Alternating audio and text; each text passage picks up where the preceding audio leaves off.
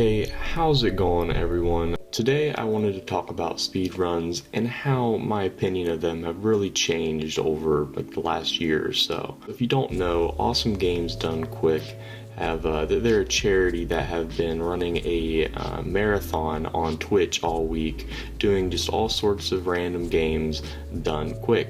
They just bring on a bunch of speedrunners and they play games as quickly as they can.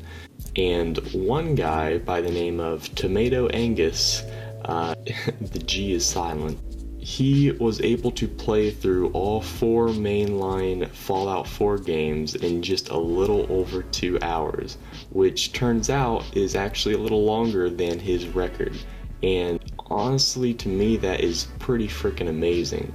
Now, before, my opinion of speedrunners was not that great. I thought that speedrunners are mostly just people who exploited game glitches to get to the end of the game as fast as they could for no other reason, just to show off that they're good at glitching out games and finding exploits, and that there was nothing really much more to that, and they were just a bunch of people who were essentially just breaking a game that should not be broken. But after watching a few of these speedruns, more specifically, I think I was watching a Last of Us speedrun on the PlayStation. This guy was just flying through the story using all of these really cool techniques, and he was explaining it while he was going. It wasn't until then that I started to kind of change my view on speedruns and really what they're all about. And that's when I started thinking about the amount of time and dedication these people have got to put in to speedrunning these games. And it's honestly got to be insane, the amount of hours and commitment that these players put into these games in order to get this result of beating the game in just a fraction of the intended time that the developers had.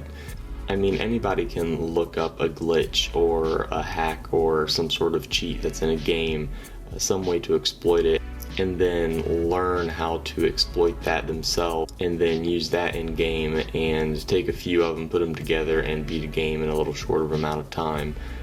But there is so much time, energy, commitment, just investment that it takes for somebody to even find a glitch or an exploit like that, let alone for someone to sit down, learn all of them, and then implement every single known one to beat the game in the shortest amount of time as possible.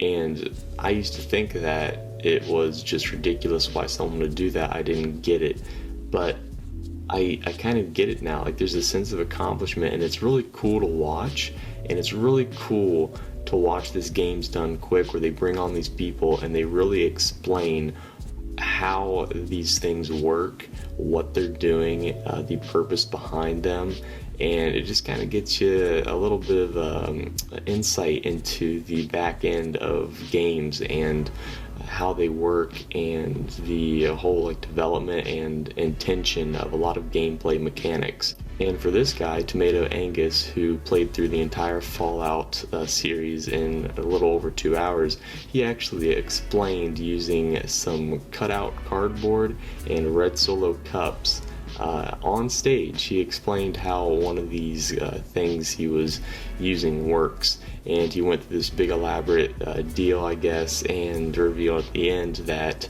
the exploit that he was using really only saves him 40 seconds.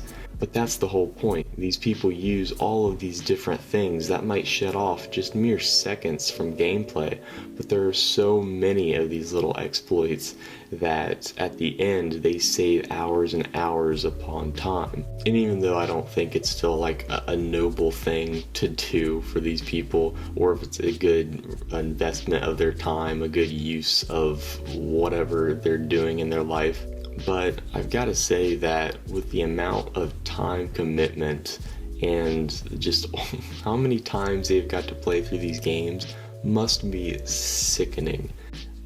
It really is kind of cool to see that people are able to at least commit themselves to this to the point where they can get a world record, or they can show this off in front of a massive group of people. I mean, the Twitch streams of the games done quick this week have had just hundreds of thousands of viewers all at once, and you see once they start streaming a game, it instantly pops to the first game on the browse section of Twitch with the most streamers, just because everybody is watching that one stream of games done quick. Yeah, I guess my mind has really changed on speedrunning and really the whole goal behind it, and how I view it. It's really something that I thought at first was just this horrible bad thing that why would anyone do?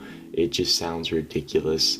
But thinking about just, if these people love to do it and they're able to exploit these games in the way they do and make the time to actually find and implement all these things and practice them, it's like anything else that you practice over time. Seeing somebody who's good at something is always just cool and amazing to watch. And if these people like going through games really quick, then hey, you know what?